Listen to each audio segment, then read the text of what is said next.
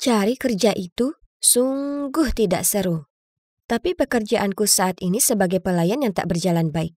Terlalu banyak berdiri. Sekarang kakiku lecet semua. Sangat mengerikan. Oh, tunggu dulu. Yang ini kedengarannya menarik. Pasangan pensiunan mencari pengurus rumah tangga wanita yang santun untuk mengurus perkebunan pedesaan mereka. Sudah termasuk kamar dan makan. Pekerjaan ini sepertinya mudah. Jadi aku langsung menelpon mereka. Dan ya, mereka mengundangku datang. Jadi, sepertinya ini perkebunan pedesaan mereka. Ya ampun, pada dasarnya ini adalah kastil. Pemiliknya Nyonya Haris membuka pintu. Ia terlihat cukup ramah dan mengantarku berkeliling tempat itu. Kukira ia akan mewawancaraiku atau semacamnya. Tapi ia hanya tunjukkan sebuah kamar tidur, lalu berkata, "Kuharap kamar ini cukup nyaman untukmu. Kau mulai kerja besok. Aku dan suamiku sering tak ada di rumah. Yang harus kau lakukan hanyalah menjaga tempat ini dan bermain dengan putra kami, karena dia merasa kesepian." Hah? Aku tak lihat apapun soal mengasuh anak di deskripsi pekerjaan. Tapi maksudku, ayolah, apa sih susahnya main sama anak kecil? Dan siapa yang peduli? Pekerjaan ini sempurna. Mereka membayarku dengan bayaran yang sangat tinggi untuk tak lakukan apapun. Bahkan tidak untuk bersih-bersih atau masak, karena mereka punya banyak pembantu untuk itu. Ini sungguh luar biasa. Beberapa orang memiliki lebih banyak uang daripada akal sehat. Aku harus bergegas dan pindah.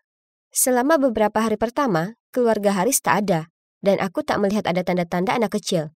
Aku berkeliling sekitar rumah dan menjelajahi halaman. Lalu suatu hari aku sedang di lantai 3, memeriksa foto yang kelihatan lucu saat ku dengar langkah kaki di belakangku. Terkejut, aku berbalik dan melihat seorang pria memegang boneka beruang dan menjilati permen lollipop. Dia menatap lurus ke arahku. Oke, aneh. Halo, dan kamu adalah? Tanyaku. Fred, katanya dengan nada yang sangat kekanakan. Hah? Dia kira-kira hampir 30 tahun. Bagaimana bisa dia bicara seperti itu? Fred mau main. Dia angkat boneka beruangnya ke wajahku, seperti ajakan. Baiklah, aku mengangkat bahu lalu mengikutinya ke kamarnya. Wah, seperti toko mainan di sini. Dia mendorong truk mainan ke arahku, jadi ku ambil dan bersuara seperti mobil saat memainkannya. Dia bertepuk tangan dan bersorak gembira. Akhirnya ku habiskan sisa hari itu di sana main permainan anak-anak dengannya. Lalu saat aku mendongak, kulihat Tuan dan Nyonya Haris berdiri di pintu. Dan di sebelahnya ada seorang kamerawan yang sedang merekam Fred dan aku. Mereka meminta untuk bicara empat mata, jadi ku ikuti mereka keluar menuju taman. Tuan Haris memulai. Fred putra sematawayang kami. Trauma masa lalu mempengaruhinya. Jadi sekarang, meski dia tampak seperti pria dewasa, dia masih bertingkah seperti anak kecil. Sekarang itu masuk akal dan malang sekali baginya. Cerita itu berlanjut bahwa Tuan dan Nyonya Haris dulunya bekerja di media. Beberapa tahun yang lalu, mereka memutuskan untuk merekam kegiatan sehari-hari Fred, lalu mengeditnya jadi video untuk dijadikan serial mingguan di sosial media. Wow, acara tentang pria yang bertingkah seperti anak-anak? Aneh sekali. Penonton sangat suka menonton Freddy. Nyonya Haris tergelak. Tapi kemudian dia segera mengubah nada bicaranya. Tapi aku khawatir mereka segera bosan hanya menontonnya saja. Kurasa sebaiknya dia punya teman. Itu akan membantu acara itu dan itu akan bagus untuk Freddy karena rasa kesepiannya akan berkurang. Aku penasaran. Dia memandangku dengan mata terbuka lebar. Melihat tatapan skeptisku, Tuan Haris menimpali sebelum sempat aku membuka mulut. Kami bayar 2 kali lipat. Wah, kesepakatan yang bagus. Maksudku, aku tak perlu jadi aktris pemenang penghargaan atau apapun untuk tampil di video semacam ini. Yang paling penting, jumlah uang itu besar sekali. Hanya orang idiot yang akan menolak penawaran seperti ini, iya kan? Jadi, aku mulai jadi teman Fred.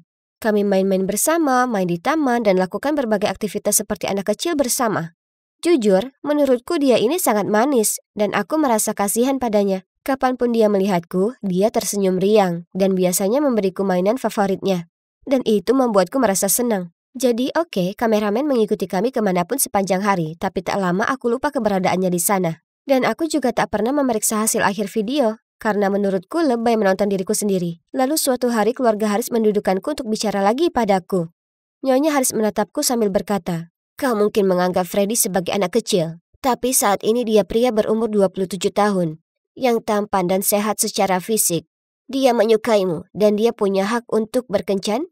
Kemudian setelah menunjukkan padaku beberapa komentar di internet, mereka belak-belakan bilang kalau tayangannya akan punya rating lebih tinggi kalau aku jadi pacar Fred. Jadi, ini semacam dongeng di dunia nyata? Gadis baik hati jatuh cinta pada pria yang punya kekurangan secara mental? Ya ampun, tapi aku tak tertarik padanya seperti itu. Aku melenguh, memasang wajah masam. Sayang, dia menyentuh lenganku. Itu hanya untuk di depan kamera. Dan itu akan membuat Freddy sangat senang. Dan tentu saja kau akan menerima kompensasi besar. Tuan Haris menambahkan. Uang sebanyak itu? Siapa yang bisa menolak? Dan itu hanya sandiwara. Lagi pula, Fred menyukai pembuatan video. Ya kan? Mereka pasti punya jutaan penonton sampai-sampai keluarga Haris gelontorkan uang seperti ini. Jadi aku tak lagi ragu dan setuju. Mereka memberiku sebuah naskah improvisasi dan menyuruhku lakukan persis seperti apa yang tertulis di sana. Semakin meyakinkan penampilanku, semakin tinggi bayaranku. Astaga, belum lama ini aku tak punya uang sepeser pun atas namaku. Dan sekarang aku punya ribuan dolar di rekening bank. Aku bisa kuliah, beli apartemen, dan lain-lain. Masa depan cerah ada di depanku. Di video pertama, aku duduk di samping Fred, meraih tangannya, tapi dia malah langsung mengajak perang jempol. Jadi, aku berhenti memegang tangannya dan dengan lembut mengatakan, Fred, aku senang sekali menghabiskan waktu bersamamu. Kau sangat manis dan baik. Dan aku suka padamu. Dia berteriak girang, lalu pura-pura jadi pesawat dan berputar-putar mengelilingi ruangan. Beberapa video berikutnya makin tidak mudah. Saat ku coba mendekapnya, dipukulnya aku dengan boneka beruang besar miliknya. Dan saat ku coba mencium pipinya, ditekannya mobil-mobilan ke wajahku. Itulah kenapa saat ku baca naskah berikutnya, yang mana kami akan makan malam romantis bersama, aku tak tahan untuk tak menghela nafas dan memutar mata. Tapi ini pekerjaan, jadi ku kenakan gaun cantik dan masuk ke ruang makan. Ruangannya dihias dengan kelopak bunga di atas meja, dan pencahayaan romantis. Enak?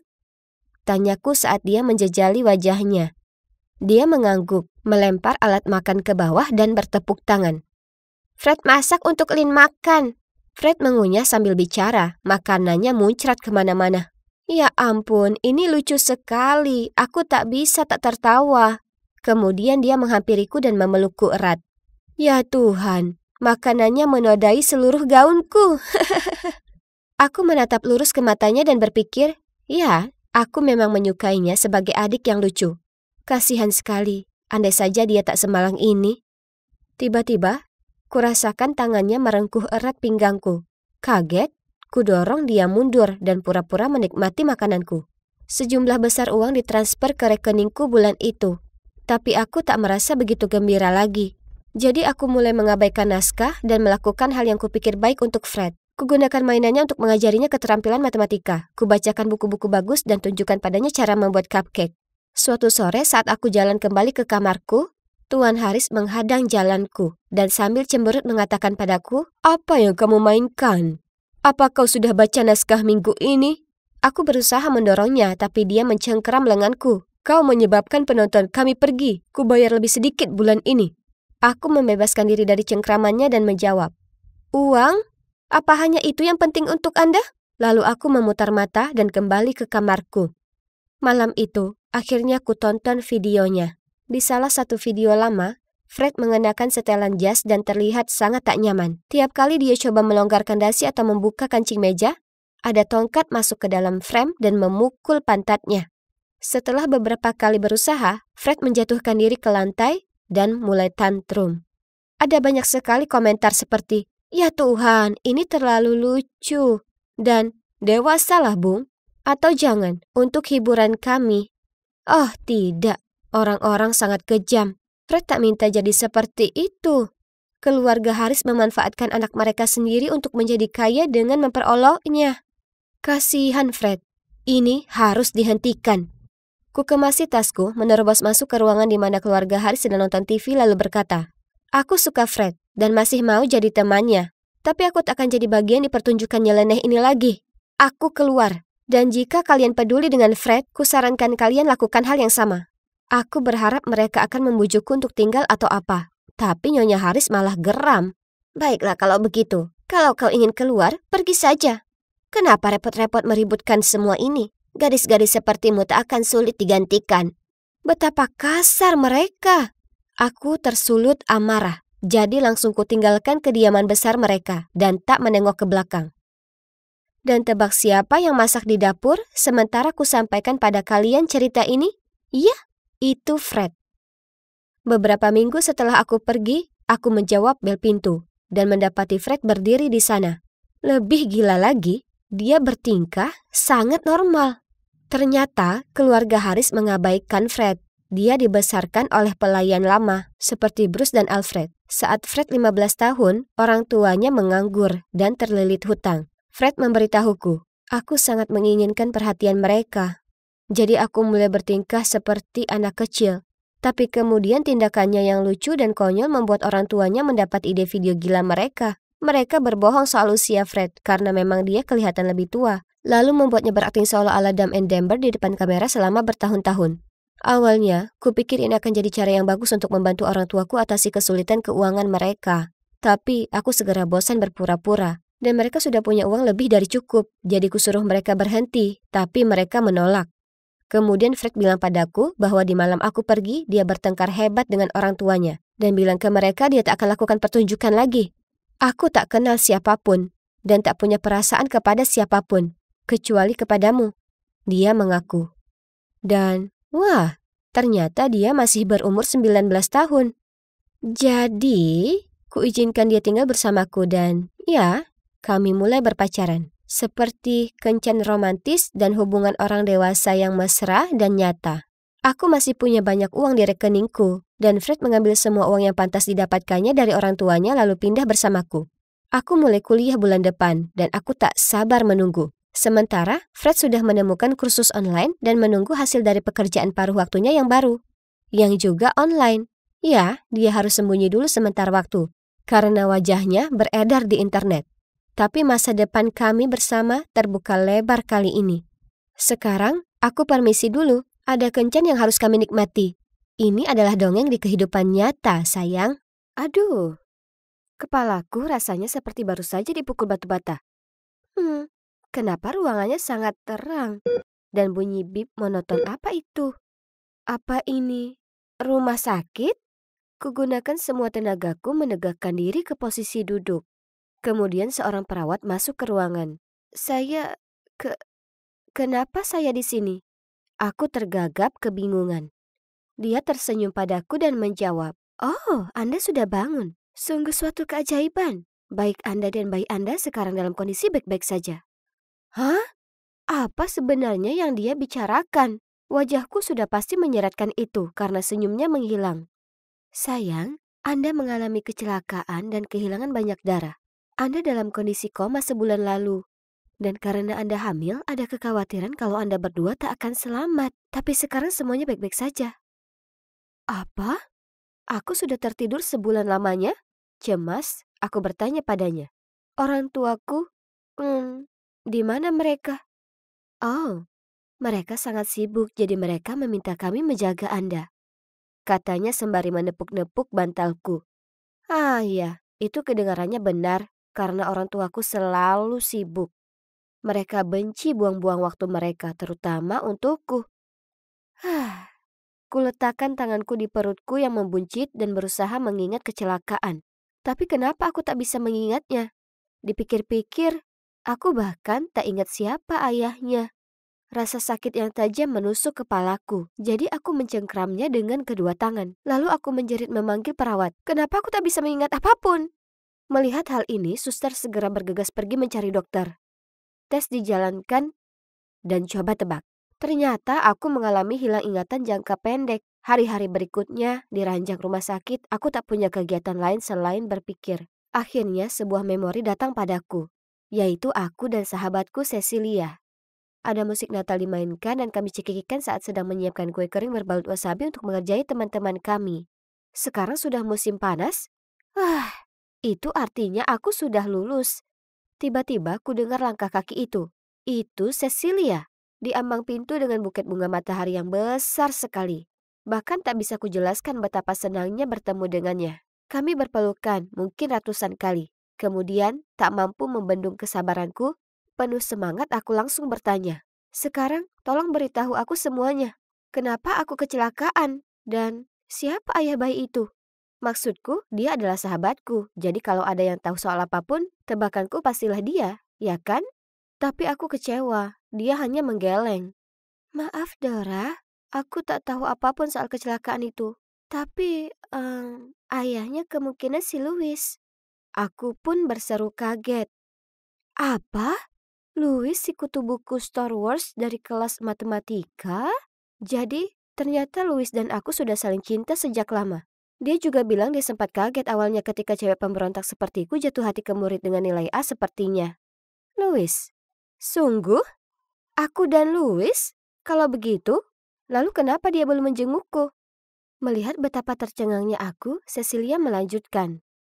Dengar, kurasa kau sebaiknya pergi temukan Louis dan menyelesaikan ini.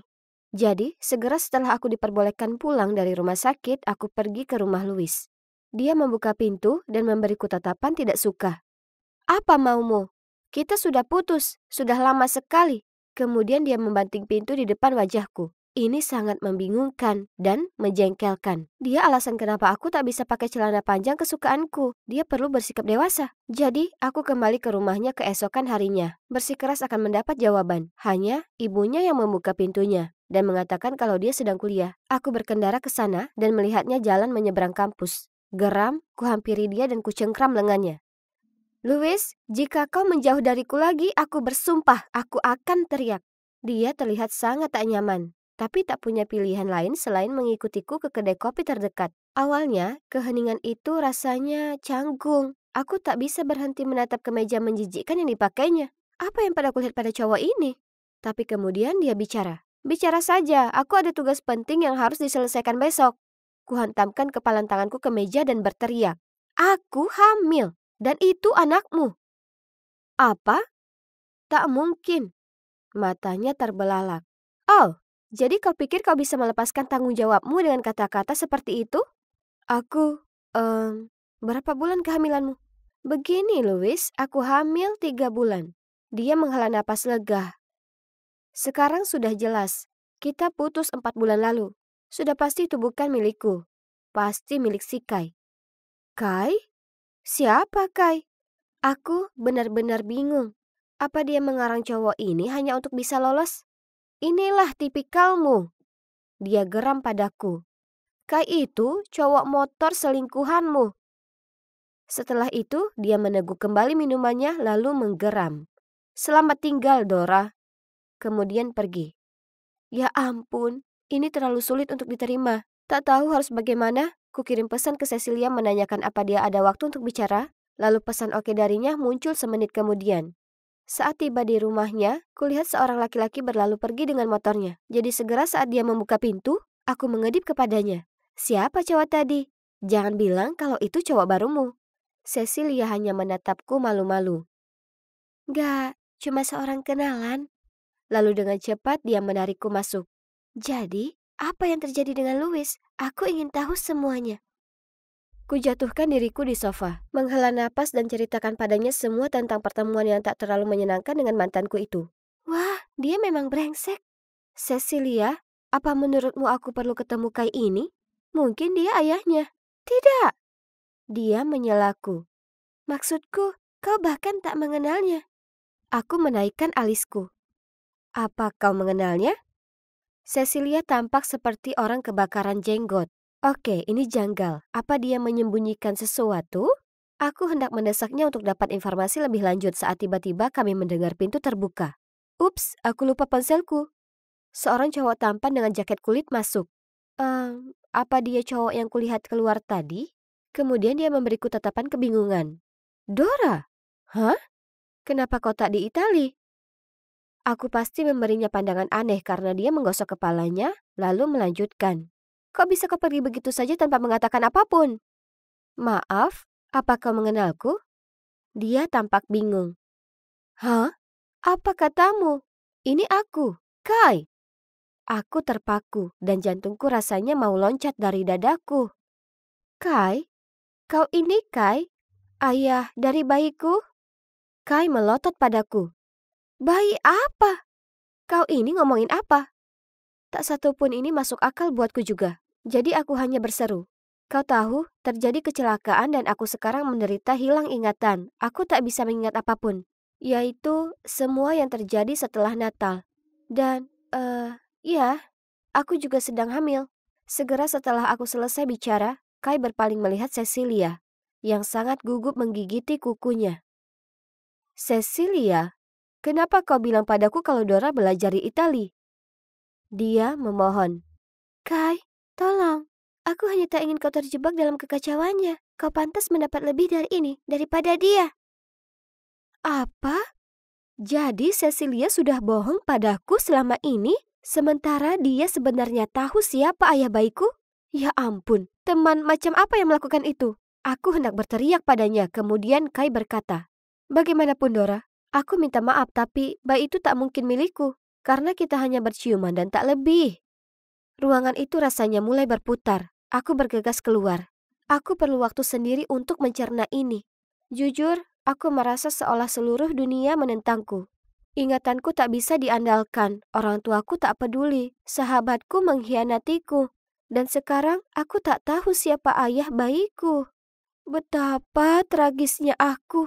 Aku sampai di rumah dengan suasana hati sangat buruk. Tapi orang tuaku tetap saja terlalu sibuk dengan laptop mereka untuk tahu itu. Dengan nada dingin, ibu cuma berkata, "Sudah kau temukan siapa ayahnya?" Dengan diam aku menggelengkan kepala. Ayah mendengus. "Ya Tuhan, kepalamu ini gunanya cuma untuk gantungan topi atau apa? Kau sendiri yang menyebabkan masalah ini, jadi selesaikan sendiri." Kenapa mereka bicara seolah mereka peduli untuk membantuku? Tolonglah, aku selalu memecahkan semuanya sendiri. Frustrasi, aku langsung bergegas ke kamarku. Aku sedang duduk di dekat pintu, menatap kosong keluar saat ponselku berbunyi. Itu Cecilia. Hanya memikirkannya saja membuatku marah sekali. Sampai kulempar ponselnya ke lantai bahkan tanpa memeriksa pesannya. Lalu muncul bunyi lagi, jadi aku membungkuk untuk mengambil ponsel saat tiba-tiba kulihat sesuatu mencuat dari bawah kasurku. Itu pemantik api dengan nama Stanley terukir di atasnya. Tunggu dulu. Stanley? Itu mengingatkanku akan sesuatu.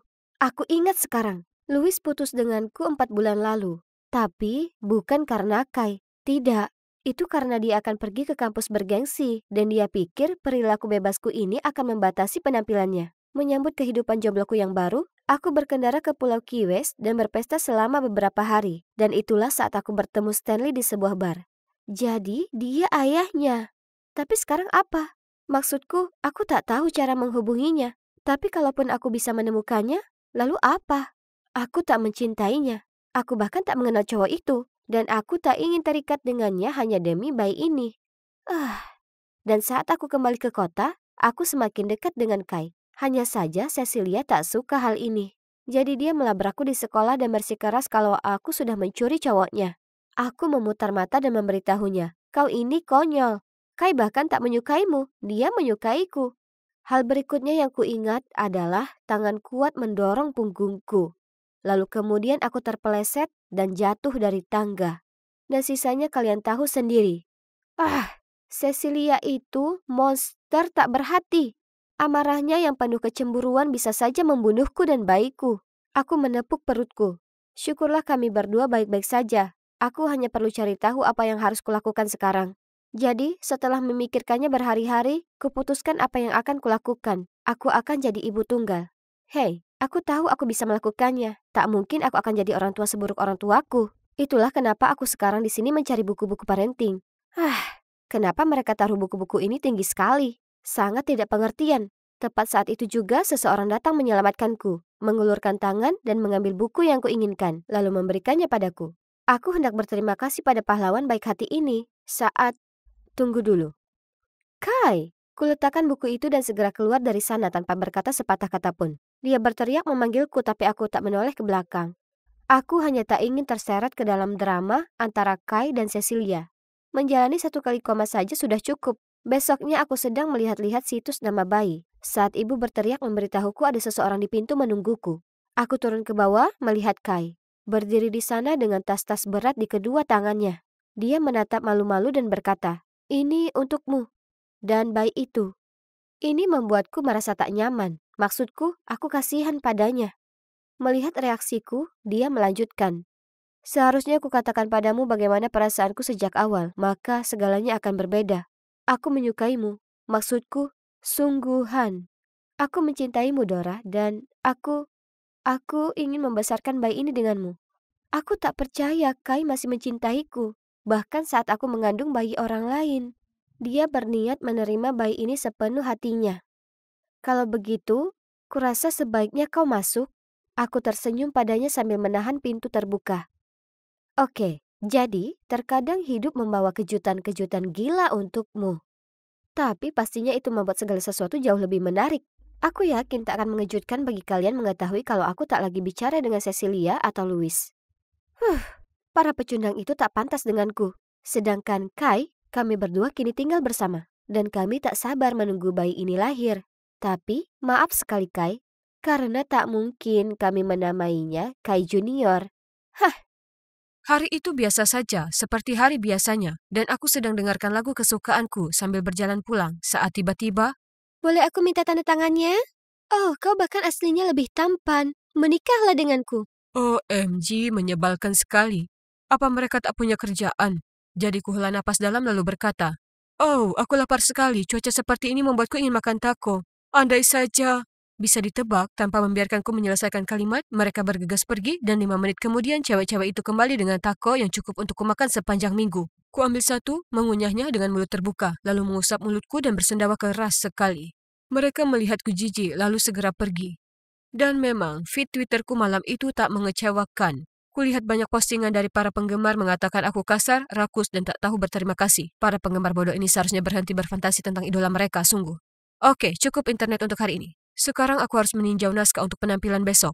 Aku sangat menyukai sulap dan berpartisipasi di semua pertunjukan besar di kota ini dan sekitarnya. Setiap hari meliputi penelitian yang mendalam untuk temukan trik baru. Jelas, semuanya membuahkan hasil. Hai, aku Aston, dan penampilan sulap terakhirku sukses besar. Tapi sayangnya ini bukan aku. Ini aku. Dan cowok itu Lasper, saudara kembar identiku. Dan cewek cantik itu Miranda, dia teman sekolah dan juga asisten kami. Dia adalah angin segar pembawa perubahan dalam pertunjukan kami. Dia juga cewek yang paling mengagumkan yang pernah kutemui. Tapi aku tak pernah punya nyali untuk memberitahunya itu. Kami lakukan pekerjaan dengan baik hari ini, terutama kau, Aston. Naskahnya luar biasa dan para penonton sangat menyukainya. Terima. Aku tak tahu bagaimana aku bisa berterima kasih pada kalian. Aku belajar banyak sekali dan aku sangat senang bekerja dengan kalian berdua. Ini adalah kesempatanku untuk memberitahu Miranda bagaimana perasaanku.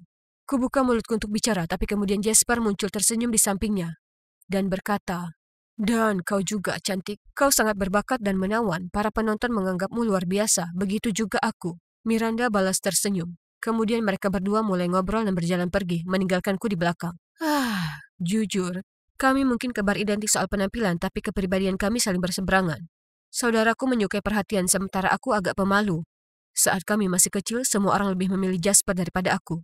Tak masalah ibu mendandani kami dengan pakaian yang sama. Orang-orang selalu mengerumuni Jasper dan menyebutnya tampan, cerdas, dan pintar. Sementara aku, aku mungkin saja tak terlihat.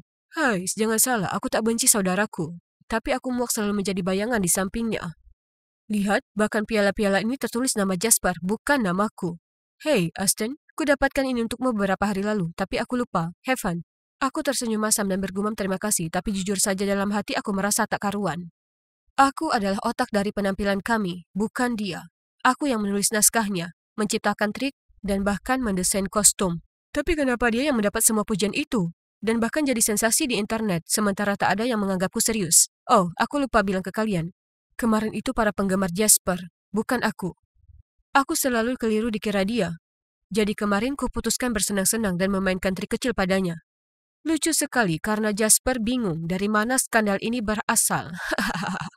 Lagi, para penggemar Jasper mengira akunku adalah miliknya yang pribadi. Jadi mereka membombardirku dengan pesan penuh dengan bualan tak bermutu.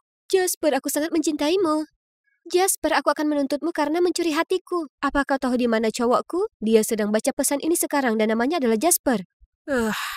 Aku hendak matikan ponselku dan pergi tidur saat tiba-tiba kulihat Jasper mengomentari postingan baru Miranda. Dan mereka terus berbalas pesan. Para penggemar cewek itu membuatku muak. Mereka melihat sosok laki-laki menawan dan tampan. Dan mereka bertingkah seperti burung murai melihat benda berkilau. Dan sekarang bahkan Miranda sepertinya terpikat padanya. Oke, baiklah. Akan kutunjukkan ke kalian betapa maconya Jasper yang tampan dan mencolok ini. Tidak, mata kalian tidak sedang menipu kalian. Ini masih tetap aku. Tapi aku memakai pakaian saudaraku dan menata rambutku sepertinya. Sekarang mari kita bersenang-senang. Pertama-tama, Jasper kami perlu make up. Sekarang mari kita lihat bagian itu. Seperti rencana, tak lama sebelum orang-orang mulai menyadari siapa aku dan mulai merekam video. Jadi, aku sengaja berteriak ngeri dan melarikan diri. Seperti yang kukira, video itu tak lama beredar di sosial media, dan komentar tak henti berdatangan. Hei, bahkan beberapa YouTuber membuat video reaksi ke video itu. Ya ampun, ini sangat lucu. Aku tertawa terus sampai perutku sakit. Tiba-tiba, Jasper merangsek masuk ke kamarku. Dia bahkan tak mengetuk pintu. Dia terlihat serius. Hei, apa ini? Kelas kita akan mengadakan pesta kostum, ingat? Dan aku akan menyamar jadi cewek. Oke, tapi kenapa memakai pakaianku dan menata rambutmu sepertiku? Tenanglah bro, sepertinya aku tak sengaja mengambil punyamu. Toh biasanya kita pakai barang yang sama sepanjang waktu saat kita masih kecil, jangan terlalu baper. Dan soal rambut, aku cuma mencoba sesuatu yang baru.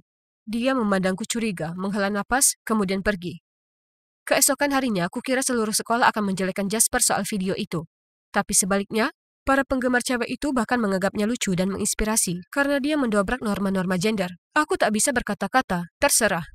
Reaksi mereka bukan masalah. Satu-satunya yang terpenting adalah bagaimana pendapat inspirasiku Miranda tentang ini. Baju yang keren boleh kupinjam kapan-kapan? Oh, itu. Itu persiapan pesta kostum yang akan datang. Lol. Oh, tidak. Maksudku itu cukup bagus. Astaga, rencanaku kini sudah pasti gagal total. Aku tetap di sana mengamati mereka sebentar, dan dia terus memainkan rambutnya sambil menatap saudaraku dengan pandangan terpesona. Kemudian yang makin membuatku jengkel, tepat sore itu, Pak Wainwright, kepala sekolah kami masuk ke kelas. Berhenti di depan bangku Jasper dan bertanya padanya, Jasper, akan jadi kehormatan bagiku jika kau bisa tampil atas nama sekolah di acara pembukaan balai kota minggu depan.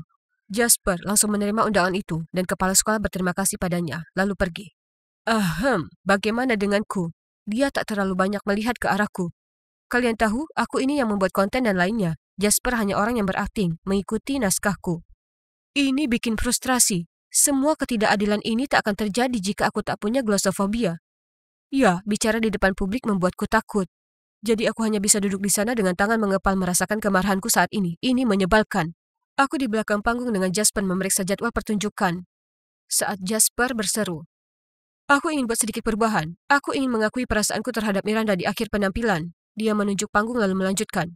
Aku akan menggantung sekotak penuh kelopak bunga di langit-langit, dan selama tepuk tangan, kau akan menarik tali itu dan wush, kelopak-kelopak bunga akan berjatuhan di atas kami saat aku membuat pengakuan. Bagaimana menurutmu? Romantis ya? Aku kebingungan, tapi masih berhasil bergumam. Oh, iya, itu kedengarannya bagus. Tapi jantungku terasa sesak. Tak mungkin aku bisa biarkan itu terjadi. Jadi, aku punya sebuah rencana. Karena aku adalah yang bertanggung jawab atas propertinya, hari itu diam-diam aku mengganti kotak kelopak bunga di ujung tali dengan ember berisi air kotor saja. Bukankah itu terdengar lebih seru? Kemudian sebelum pertunjukan, ku tarik Miranda ke samping lalu memberitahunya. Jasper punya kejutan untukmu. Kau akan suka. Setelah dia menerima hadiah ini, tak mungkin dia mau menemui Jasper lagi. Hahaha, aku tak sabar menunggu. Pertunjukan selesai dan tepuk tangan. Aku menunggu sinyal kedipan mata dari Jasper lalu aku menarik talinya dan menyaksikan, oh tidak, kesalahan teknis. Tali yang menahan ember tersangkut dan sekarang seluruh ember itu terjatuh. Jasper menerjang ke depan dan menjatuhkan Miranda. Ember itu menimpa kepala Jasper. Dia pingsan dan air yang bau dan berlumur itu tumpah kemana-mana. Seluruh tempat itu jadi gempar. Ya Tuhan, apa yang baru saja aku lakukan? Oh! Aku memegangi kepalaku dan berteriak, tapi tunggu. Kenapa sangat gelap? Hei, ini kan kamarku. Aku merasa kedinginan, basah berkeringat dan gemetaran. Kurai ponselku dan melihat kalender. Harus kucubit diriku sendiri sementara jantungku masih berdebar. Ternyata hari H belum tiba, itu besok. Jadi, aku bermimpi, aku tak sungguhan sudah mencederai saudaraku kan? Aku bergegas ke kamar Jasper untuk memeriksa. Phew, dia terbaring di sana memainkan ponselnya. Aku merasa sangat tak enak. Hanya karena kecemburuanku yang kekanakan, aku hampir saja mencederai saudaraku. Aku berpikir sejenak, lalu kemudian berjalan mendekatinya untuk mengakui semuanya. Jasper, aku minta maaf. Aku harus mengatakan ini. Semua skandal baru-baru ini, aku yang melakukannya, dengan sengaja. Insiden Taco dan juga yang di Walmart, dia mendongak dari ponselnya dan menghela napas. Kenapa kau lakukan itu? Karena aku juga suka Miranda. Hah? Sungguh? Aku tak tahu itu? Kenapa kau tak bilang padaku? Aku bahkan akan mengacaukan penampilan kita besok. Oke, maki atau pukul saja aku, apa saja aku pantas mendapatkannya. Jasper mengepalkan tangannya dan mengangkatnya di depanku. Aku menutup mata dan bersiap menerimanya. Tapi kemudian yang mengejutkanku, dia menepukku di bahu lalu berkata dengan tenang. Aku marah, bukan murka. Tapi jujur, aku lebih kecewa. Kita bersaudara, kita ini keluarga. Tapi aku juga patut disalahkan. Kurasa aku memang terlalu memanfaatkan ketenaran. Aku tahu kaulah yang punya ide untuk semua konten keren itu. Dan kurasa seharusnya aku tak terlalu terbuka dengan perasaanku terhadap Miranda. Dan mestinya mempertimbangkan perasaanmu. Setelah ngobrol beberapa saat, kami akhirnya setuju bahwa setelah penampilan besok, kami akan mengirim pesan ke Miranda mengakui perasaan kami. Dan apapun yang diterimanya, itu merupakan kehendak Tuhan. Pertunjukannya luar biasa, dan kami bahkan berfoto dengan wali kota dan menjabat tangannya. Tapi momen yang paling mendebarkan adalah hal ini. Saat kami pulang, Jasper dan aku duduk bersebelahan dan mengirim pesan ke Miranda mengakui perasaan kami. Pesan muncul di ponsel kami bergantian. Jadi siapa yang akan memenangkan perebutan cinta ini? Aku menahan napas dan membuka pesan. Aston, aku merasakan yang sama, tapi tolong rahasiakan ini dari Jasper. Aku tak mau dia merasa canggung. X. Aku hendak berteriak kegirangan saat kulihat Jasper tampak puas. Kami saling bertatapan bingung, lalu kemudian menyandingkan dua ponsel untuk membandingkan. Ya Tuhanku, Miranda mengirim pesan padaku dan Jasper dengan pesan yang sama. Dia hanya menukar nama kami. Aduh, jadi dia berencana untuk mencintai kami berdua diam-diam? Selama ini dan pujian hatiku ini sebenarnya adalah ular kecil yang licik? Sia. Dan kalau dipikir aku hampir kehilangan saudaraku gara-gara dia. Dia sungguh tak pantas. Kami tercengang, kemudian kami berdua tertawa terbahak-bahak. Dan kalian bisa tebak apa yang kami lakukan setelahnya, tentu saja. Kami mengucapkan selamat tinggal ke Miranda dan mencari asisten baru. Semoga kami berdua tak naksir yang satu ini. Hah. Memang benar kalau aku ini dulu muak jadi pendamping saudaraku, tapi sekarang berbeda. Aku paham bahwa meski kami terlihat sama, kami masing-masing punya kepribadian kami sendiri. Itulah kenapa ada banyak hal dalam hidup yang cocok dengan dirinya, tapi tidak denganku dan begitu sebaliknya. Dan apa kalian tahu aku bangga akan itu. Lagi pula, aku sedang berusaha keras mengatasi sifat pemaluku dan menampakkan diri. Orang-orang akhirnya mulai tahu aku, dan meskipun aku tetap cowok di belakang layar, aku juga punya fanbase besar sekarang.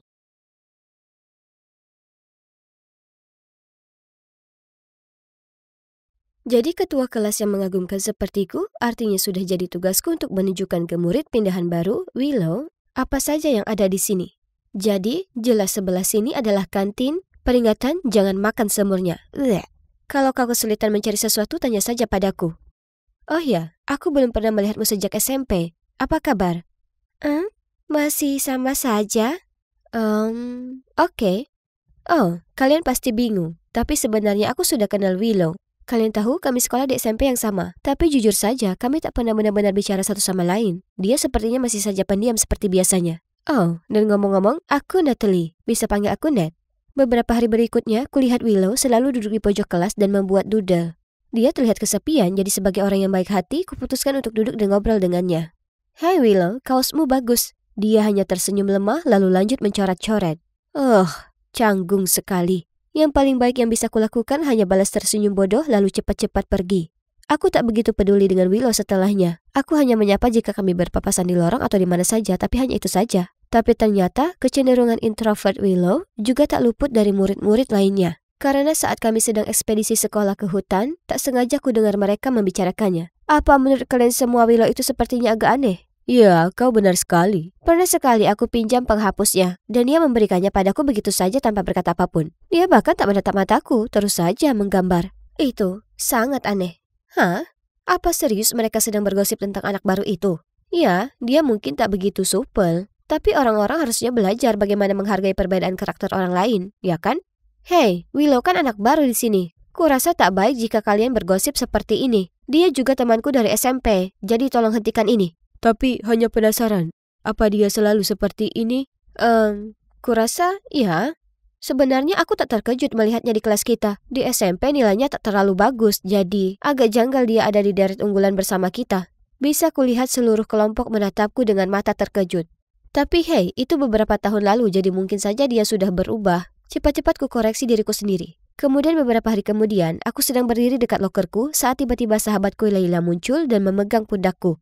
Oh ya Tuhan, apa kau dengar beritanya? Semua orang bilang Willow hanya masuk ke jajaran teratas karena orang tuanya memberi donasi besar ke sekolah. Bisa kau percaya hal itu? Apa? Siapa yang menyebar rumor tak jelas ini?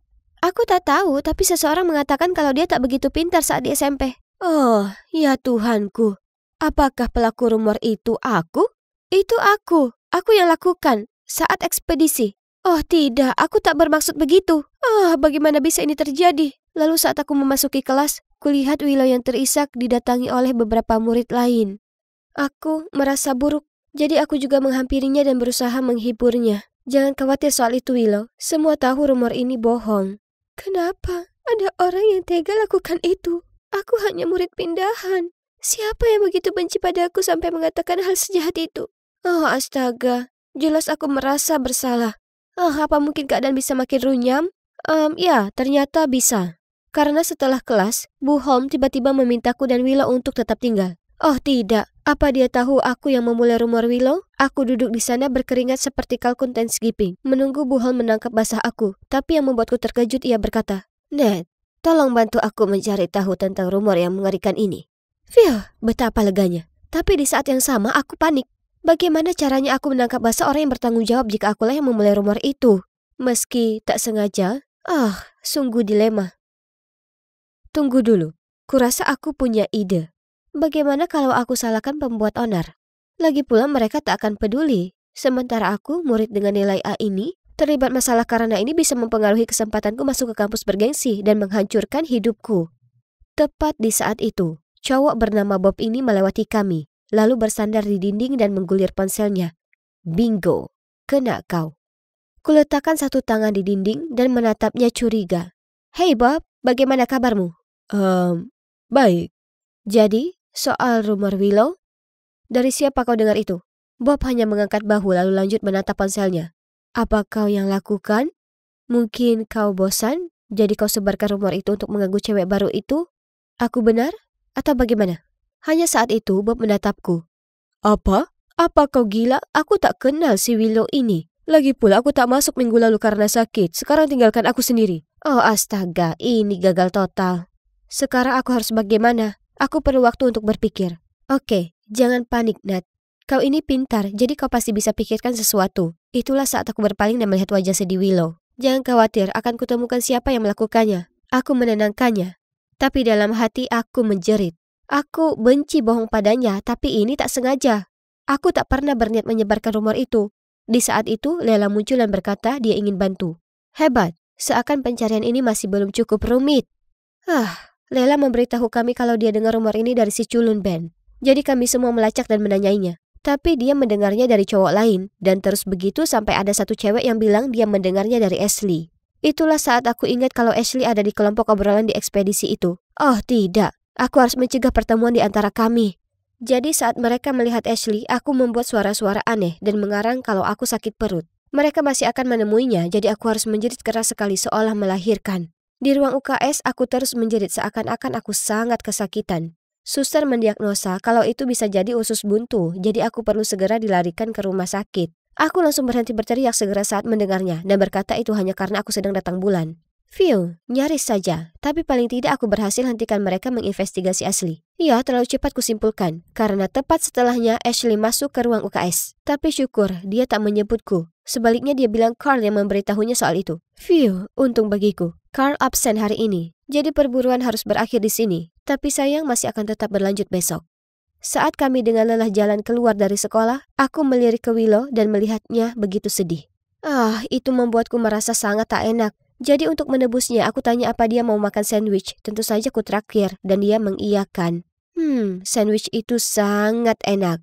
Dan Willow tampaknya menikmatinya juga. Senang rasanya melihatnya lebih bahagia, jadi kuputuskan memperpanjang perjalanan kami dengan pergi ke mall. Willow terus saja melirik sebuah gaun, tapi harganya di luar jangkauannya. Jadi sebagai teman yang baik, kubelikan dia sebagai hadiah.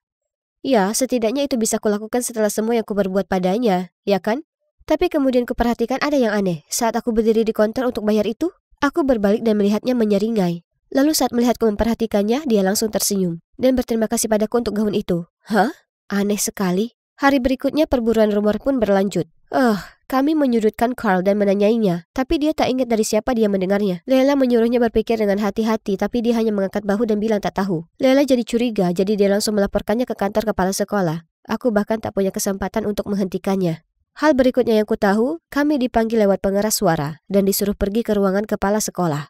Kemudian, Carl mengaku kalau kemarin dia mendapat pesan anonim lewat Facebook, mengatakan kalau orang itu berniat membayarnya jika setuju tak melaporkan nama yang memberitahu rumor itu. Ditunjukkannya pada kami ponselnya, tapi semua pesan dan akun pengguna sudah tak ada lagi. Itu benar, akulah pengguna anonim yang menghubungi Carl kemarin. Syukurlah, kuhapus pesan dan akun itu tepat waktu, tapi semuanya tak semudah itu. Kepala sekolah memutuskan untuk men-skors Carl karena menahan informasi. Akhirnya, rencanaku bekerja, tapi kenapa aku tak senang karenanya? Sebaliknya, aku merasa tak enak. Sangat tak enak. Menyalahkan seseorang karena kekeliruanku itu tak benar. Aku tak bisa lakukan itu ke Carl. Jadi, aku berdiri dan berseru. Itu aku selama ini. Aku yang mulai rumor itu. Tapi itu tak sengaja. Ya, begitulah. Skors selama 2 minggu. Sekarang, Willow menolak mendengar permohonan maafku dan semua orang menganggapku ini musuh. Hanya Lela yang tetap di sisiku dan tetap bersikeras ada hal lain yang perlu diungkap. Lalu beberapa hari berikutnya saat aku berusaha mengatasi kebosananku dengan keripik kentang dan maraton nonton Love is Blind, Lela mampir dan memberitahukan berita mengejutkan. Ada kemungkinan kalau aku bukanlah yang menyebarkan rumor tentang Willow. Ternyata, Lela terus bertanya di seputar sekolah dan akhirnya ketemu cewek bernama Rosa yang punya reputasi suka bergosip. Rosa bilang ke Lela kalau dia sedang di kamar mandi saat tiba-tiba cewek di bilik sebelahnya mulai cerita tentang rumor itu. Rosa menganggapnya aneh, jadi dia menunduk dan melihat siapa itu. Tapi dia hanya bisa lihat sepasang sepatu Nike Air Force 1 warna pink. Kemudian Lela tanya padaku, "Kau tahu siapa yang selalu pakai sepatu itu kan?" Aku mengangguk. Tapi secara objektif, mungkin ada cewek lain yang punya sepatu yang sama, betul? Untungnya, Rosa juga lihat detail penting yang akan membantu kita menutup kasus ini. Di sepatu sebelah kanan ada bekas robekan. Kuperiksa sepatu tersangka kita dan sepatunya cocok. Jadi kami akhirnya tahu siapa pelaku sebenarnya. Hanya perlu rencana untuk menjebaknya. Esoknya kami memanggil Willow untuk menemui kami di kafe dan mengatakan padanya kami temukan pelaku sebenarnya. Tapi saat Willow tiba, dia langsung marah dan membentakku. "Berhenti menyalahkan orang lain. Mungkin orang itu mendengarmu saat kau membicarakanku selama trip ekspedisi itu." Segera saat Willow mengatakan itu, Lela dan aku saling pandang lalu tersenyum lebar. Apa yang lucu? Aku tak pernah beritahu kalau kusebarkan rumor saat di ekspedisi. Aku bahkan tak beritahu kepala sekolah. Aku hanya mengaku kalau akulah yang mengatakannya. Itu saja. Willow tampak kaget. Lalu kami memberitahunya soal Rosa dan bagaimana dia melihat sepatu Willow. Jadi Willow tak bisa berkelit lagi. Oke, itu memang aku. Aku tak pernah suka padamu dan kau pikir kau ini sangat sempurna. Jadi saat ekspedisi saat tak sengaja ku dengar kau membicarakanku seperti itu membuatku sangat marah sampai ku dapat ide sebarkan rumor tentang diriku sendiri lalu menyalahkannya padamu. Agar kau terlihat seperti orang jahat dan ku dapatkan simpati orang lain. Rencana jenius, ya kan? Oh, ya ampun. Siapa yang menyangka kalau korbannya sendiri sebenarnya merupakan pelaku kejahatan? Lela begitu marah sampai dia langsung ingin melaporkan Willow ke kepala sekolah, tapi aku langsung melarangnya. Aku sadar sebagian dari itu juga salahku. Jika aku tak beritahu orang lain sesuatu mengenai Willow, maka ini tak akan terjadi. Jadi iya, setelahnya aku dan Willow tak lagi saling bicara. Sebenarnya jika kulihat dia di lorong, aku sengaja lewat jalur yang lain. Tapi yang jelas, berkat insiden ini kupetik pelajaran yang berharga. Jangan pernah bergosip, karena itu nggak banget. Dan juga pilihlah temanmu secara bijak. Aku berjalan santai menyusuri lorong, sedang memikirkan urusanku sendiri. Saat ku rasakan hembusan angin sejuk bertiup melalui lorong, aku menoleh untuk melihat, dan itu Natasha.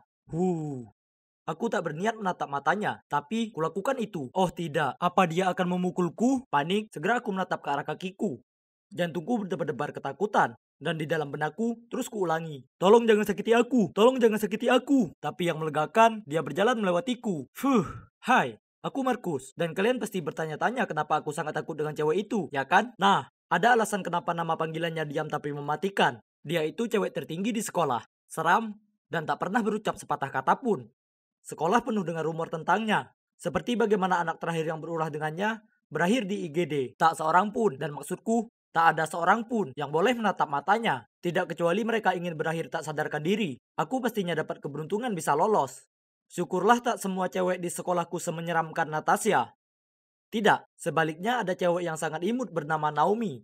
Dia cantik, manis, dan lembut. Hanya saja, dia juga sangat populer dan pacaran dengan Nicholas, kapten tim basket. Jadi, kusimpan sendiri saja perasaanku dan melanjutkan hidupku. Tapi tunggu. Mana buku harianku? Kurasa tertinggal di lab science. Jadi aku bergegas ke sana. Dan oh tidak, Nicholas ada di sana sedang baca buku harianku. Aku langsung merebut itu darinya, tapi sudah terlambat. Dia sudah memotret lirik lagu yang kutulis tentang perasaanku terhadap Naomi. Sial, jadi biar kuluruskan ini. Cowok kutu buku sepertimu beraninya menghayalkan Naomi. Tapi kita ada masalah di sini. Dia itu pacarku. Apa kau tak tahu? Tunggu, bukan seperti itu. Tapi aku akan menghindar darinya. Aku janji. Nicholas memberiku tatapan menakutkan. Tak ada hal baik yang datang dari tatapan macam itu. Kusiapkan diri menghadapi apa yang akan dia lakukan selanjutnya. Kau harus lakukan apa yang kukatakan. Kalau tidak, aku akan menghancurkan hidupmu. Hah? Apa dia serius? Menilai dari seringai liciknya, yap, dia 100%. Serius. Aku mau kau mengajak Natasha jalan. Pastikan kau lakukan itu di depan seluruh kelas. Apa? Natasha? Cewek menakutkan itu? Bagaimana aku bisa? Jika kau menolak, seluruh sekolah akan tahu soal ini. Kemudian dia melambaikan ponselnya di depanku. Nicholas yang keji. Tapi aku tak bisa ambil resiko laguku disebar ke semua orang. Jadi sepertinya aku tak punya pilihan lain. Jadi hari berikutnya aku berjalan mendekati bangku Natasha dan bertanya padanya. Natasha, maukah kau jadi pacarku?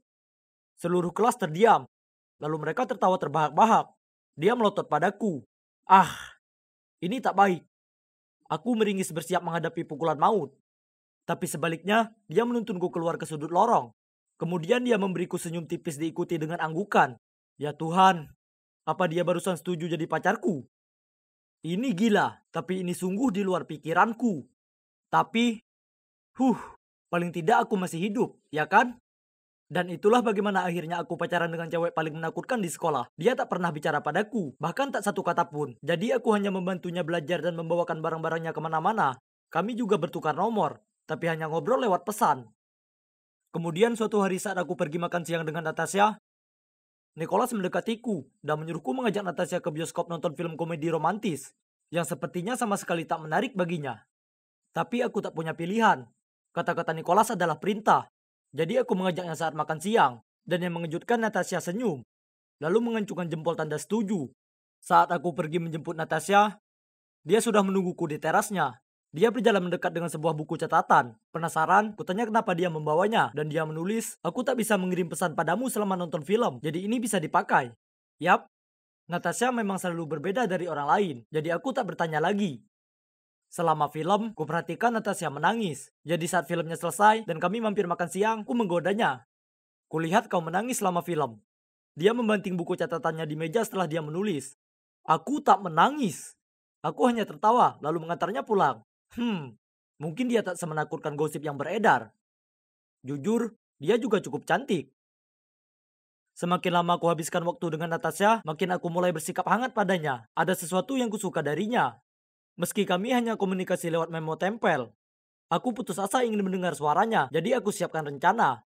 Saat kami di perpustakaan di suatu kencan belajar, ku ambil sebuah buku tua dan meniupkan debu ke wajahnya. Dia hampir saja bersin. Tapi sebelum dia melakukannya, diletakkannya tangan di atas mulutnya dan berlari menuju toilet perempuan. Kemudian dia kembali dengan mengenakan masker. Setelahnya, aku berusaha untuk membuatnya tertawa. Segera aku ambil 2 pensil di meja dan meletakkannya di hidung. Dan mulai membuat wajah jelek.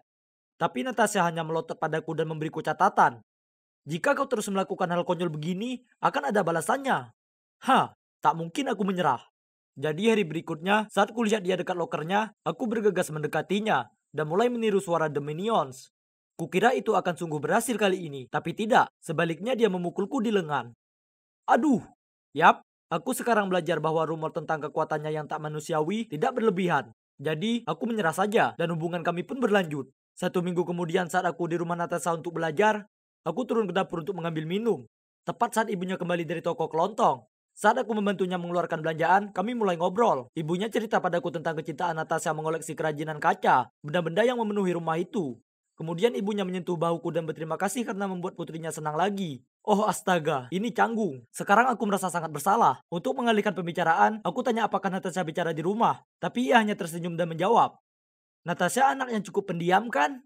Kemudian ia cerita padaku, kalau itu karena Natasha selalu menjadi anak yang lebih tinggi dari yang lain, tapi suaranya melengking.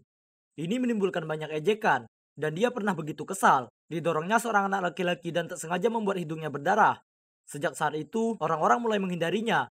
Jadi dia menarik diri dan tetap diam. Mendengar ini membuatku merasa sangat bersalah.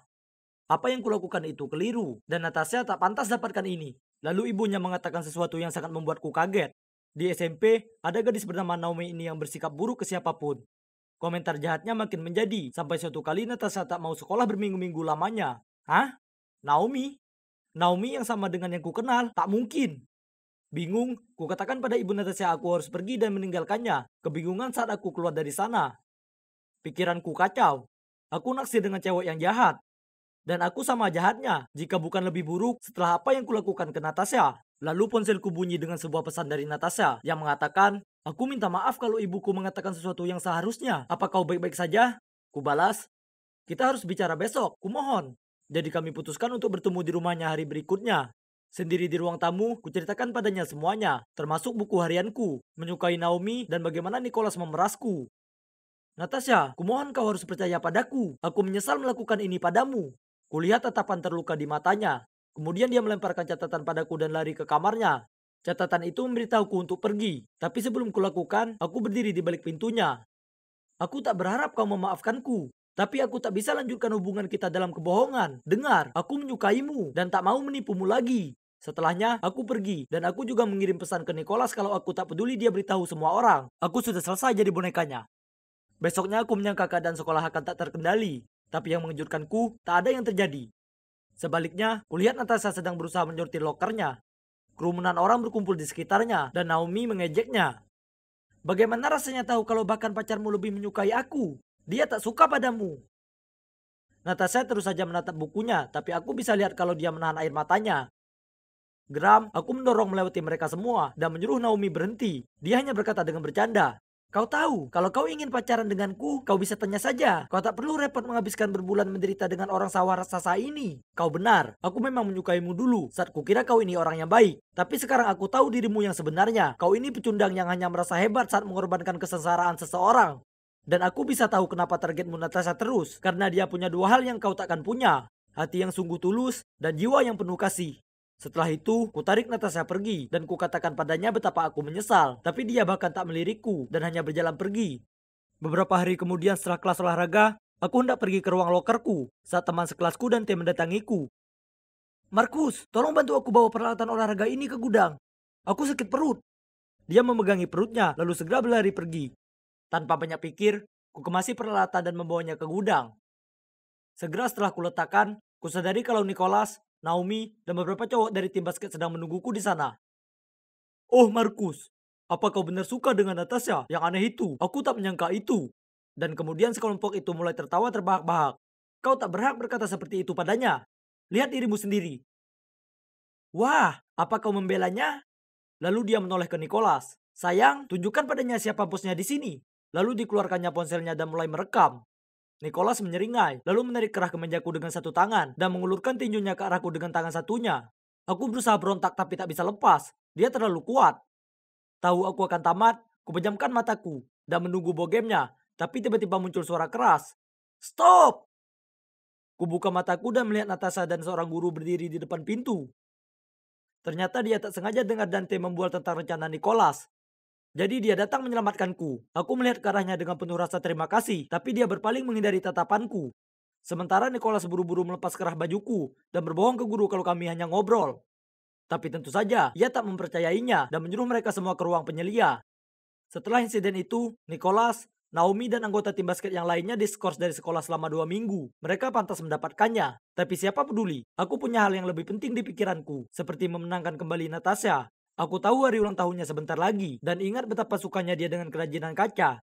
Jadi kubelikan dia figurin kaca slop Cinderella, bersama tiket prom senior dan kartu bertuliskan, "Terima kasih dan selamat ulang tahun. Aku tahu yang kau lakukan tak berarti kau memaafkanku, tapi aku ingin jadi pacarmu sungguhan.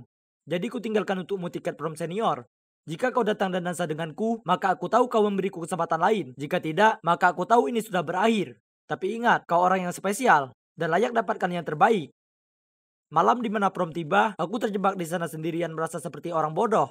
Ini menyebalkan, tapi setelah apa yang kuperbuat, ini pantas kudapatkan. Aku tak ingin berada di sini tanpanya. Jadi aku bersiap pergi. Tapi kemudian teman sekelasku menepukku di pundak dan memberi tanda agar aku berbalik. Ya Tuhan, itu Natasha dengan gaun merah tua yang paling indah. Dia jalan mendekatiku lalu mengulurkan tangan yang mengajakku berdansa. Dan tentu saja, aku diterima. Saat lagu berakhir, dia mencondongkan badannya dan berbisik padaku, "Terima kasih, pahlawanku." Bisa dikatakan kalau itu merupakan malam paling membahagiakan dalam hidupku. Karena malam itu membawaku mendapatkan pacar terbaik yang pernah ada. Oh, dan sebenarnya suaranya sangat imut. Meskipun dia merasa kesal padaku saat kuberitahu dia itu. Haha.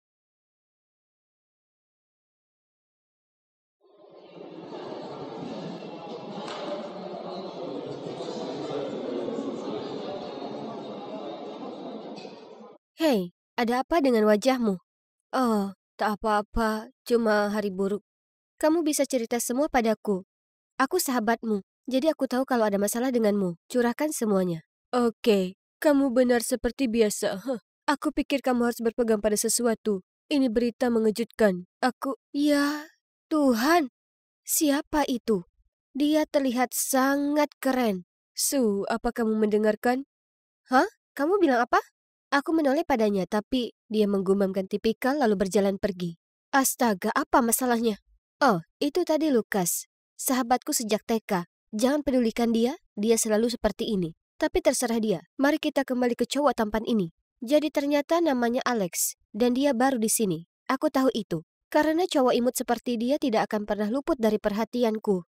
Keesokan paginya, aku tidak sabar untuk berjalan ke sekolah bersama Lukas. Aku punya kabar luar biasa yang ingin kusampaikan padanya. Hal itu terjadi padaku malam sebelumnya, saat giliranku kerja di restoran. Lukas, kamu tidak akan percaya siapa yang ada di restoran kemarin. Robert Downey Jr. Apa? Tidak, itu Alex, si murid baru. Astaga, Lukas, kamu harus membantuku mendapatkan perhatiannya. Kalian satu tim bisbol bersama, kan? Hah? Apa kamu menyukai cowok itu? Serius? Duh, maksudku, lihat dia. Dia seperti saudara kembar Timothy Salami. Jadi bantu aku ya, tolong. Baiklah. Aku memang dengar dia suka cewek yang bermain sepatu roda. Aku punya ide. Lain kali dia datang ke restoran, layani dia dengan sepatu roda. Itu cara terbaik untuk membuatnya terkesan. Oh, ya, itu ide bagus. Aku memeluk Lukas berterima kasih. Jadi lain kali Alex datang ke restoran, aku mengeluarkan sepatu rodaku dan siap menyajikan spaghetti untuknya. Aku masih pemula dalam bermain skate, jadi aku perlahan-lahan meluncur ke arahnya. Sejauh ini bagus. Sampai aku tidak melihat ada orang yang menumpahkan milkshake-nya ke lantai. Dan ya, tentu saja aku terpeleset. Oh, tidak. Aku segera menutup kepalaku untuk menghindari piring spaghetti, tapi ya, piringnya jatuh ke lantai, tapi di mana spagettinya? Aku melihat sekeliling. Oh, sial. Aku menemukannya. Itu mendarat di kepala Alex. Itu sangat memalukan. Tapi yang lebih parah lagi, sekeras apapun aku mencoba, aku tidak bisa bangun. Sepatu roda bodoh. Aku berulang kali meminta maaf padanya. Pada awalnya, Alex terlihat sangat kaget. Tapi mungkin karena penampilanku yang menyedihkan, dia tidak bisa menahannya lagi dan tertawa terbahak-bahak. Ya, setidaknya kamu berani meluncur ke atasnya. Aku di sisi lain bukan penggemar beratnya. Apa? Apa yang dia maksud? Lukas.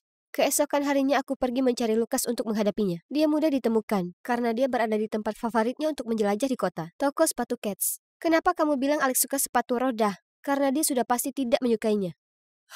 Mungkin aku salah dengar. Oh, tunggu. Dia suka cewek yang memakai kostum superhero. Itu benar. Apa? Kedengarannya konyol. Lupakan, aku tidak mendengarkanmu lagi. Berikanlah nasihatmu kepada cewek malang lainnya, bukan aku. Ada apa dengan Lukas? Kenapa dia memberiku saran buruk seperti itu? Seperti dia ingin aku gagal. Tapi kenapa? Ya ampun. Apakah dia mungkin menyukaiku? Tidak, omong kosong. Tetap saja aku punya firasat buruk tentang hal itu. Jadi aku memutuskan untuk menghindari Lukas sebisa mungkin. Aku punya banyak alasan untuk tidak bergaul dengannya. Misalnya ibu mengantarku ke sekolah, dan aku melewatkan makan siang karena sedang diet. Melelahkan sekali. Maksudku, pernahkah kalian mencoba diam-diam makan siang di kelas agar tidak pingsan karena kelaparan?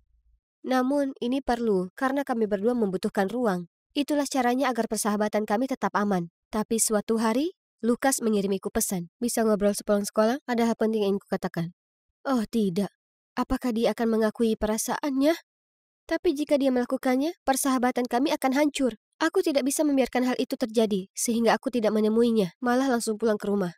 Dia menelponku berkali-kali, tapi aku mengabaikan semuanya. Aku membuatnya takut, tepatnya. Astaga, Aku tidak bangga, tapi aku harus menyelamatkan persahabatan kami dari dewa asmara bodoh.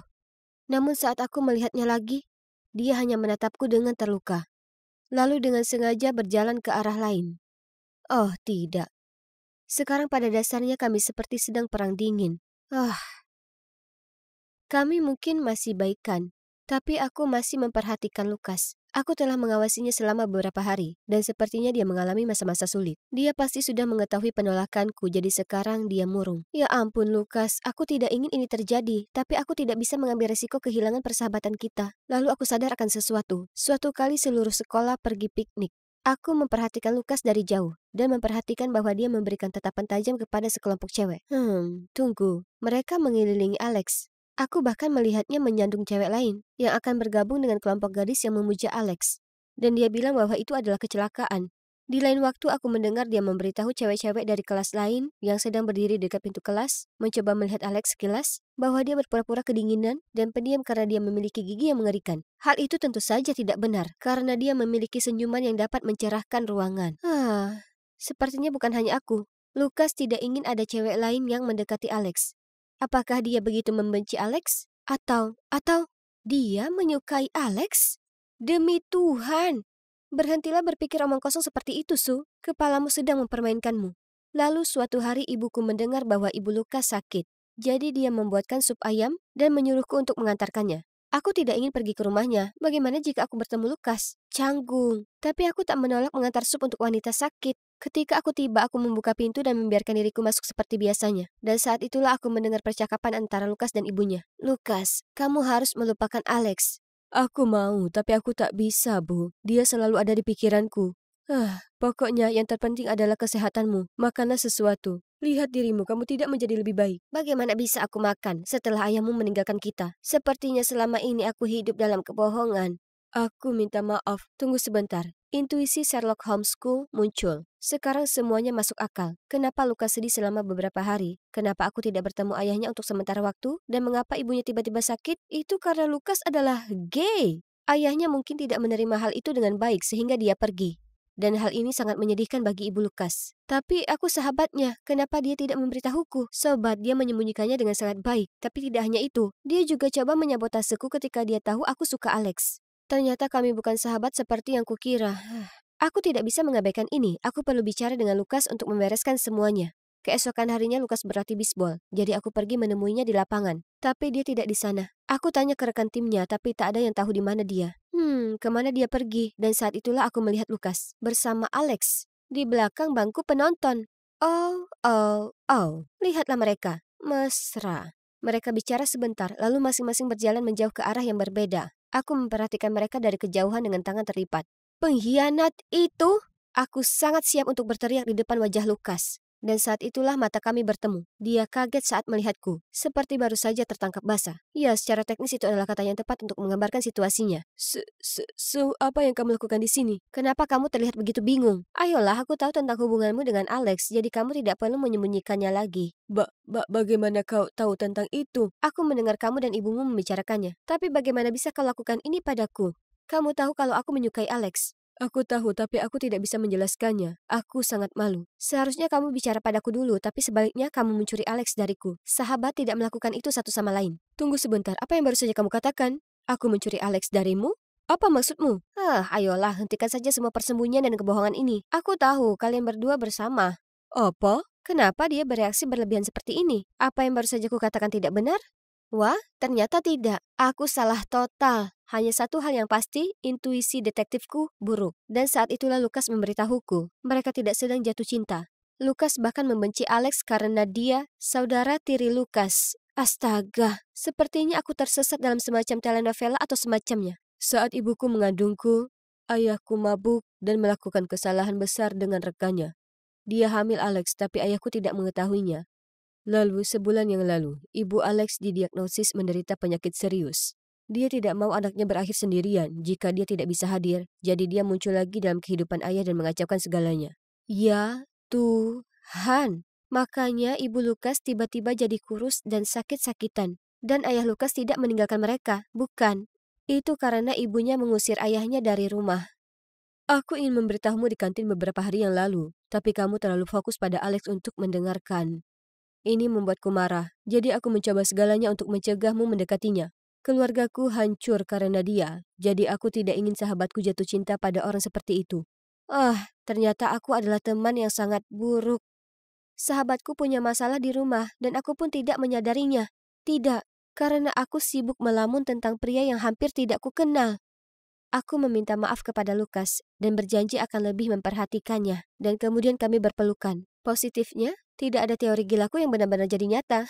Jadi ternyata itu semua hanyalah kesalahpahaman besar. Perang dingin antara kami telah berakhir dan persahabatan kami tetap luar biasa seperti biasanya. Aku pun berhasil meyakinkan Lukas dan Alex untuk saling memberi kesempatan. Bagaimanapun juga mereka adalah saudara tiri. Dan apa yang terjadi di antara orang tua mereka bukanlah kesalahan mereka. Selain itu, ibu Alex sedang sakit parah. Jadi dia membutuhkan Lukas lebih dari sebelumnya. Senang rasanya bisa berkumpul bersama mereka berdua dan melihat mereka tertawa dan bercanda. Akhirnya damai. Kami bertiga telah menjadi teman baik. Oh, ingin dengar sesuatu yang lucu? Lukas sebenarnya menawarkan untuk menjodohkanku dengan Alex. Tapi tidak apa-apa, aku menolak. Kalian tanya kenapa? Ya, kami bertiga adalah teman yang luar biasa sekarang. Dan aku tidak ingin ada yang merusaknya. Aku cukup dewasa kan?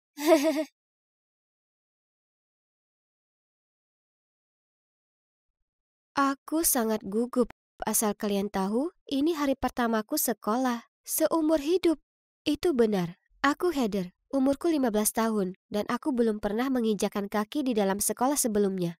Ini karena ayahku seorang ilmuwan dan ibuku adalah penulis. Jadi mereka sangat peduli dengan pendidikanku.